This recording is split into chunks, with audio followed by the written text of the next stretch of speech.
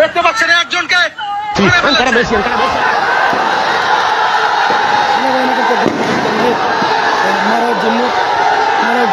সেনাবাহিনী মারতে চেয়েছিলেন কিন্তু পারেননি। একজন আন্দোলনকারী পানিতে ঝাঁপ দিয়েছে, নদীতে নেমে কিন্তু সাঁতরে যাচ্ছে। সাঁতরে একজন সেনাবাহিনী পরে দিয়েছে। দরজা দিয়ে বের হয়েছেন।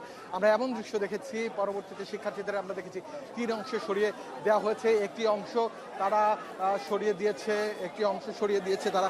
আমরা দেখতে পেয়েছি যে অংশটি সরিয়ে দেওয়া হয়েছে। ইসের দিকে আবার দেখতে পাচ্ছি আরেকটি শিক্ষার্থী সামনে চলে এসছে। A few moments later. আইন শৃঙ্খলা রক্ষাকারী বাহিনী এই শিক্ষার্থীকে চলে এসছেন এবং তাকে ধরে এসে তাকে গ্রেফতার করছে। এমন দৃশ্য আমরা দেখতে পেরেছি। এই মুহূর্তে আমরা দেখতে পাচ্ছি শিক্ষার্থীদের সাথে এই শিক্ষার্থীকে মারধর করছে এবং যেই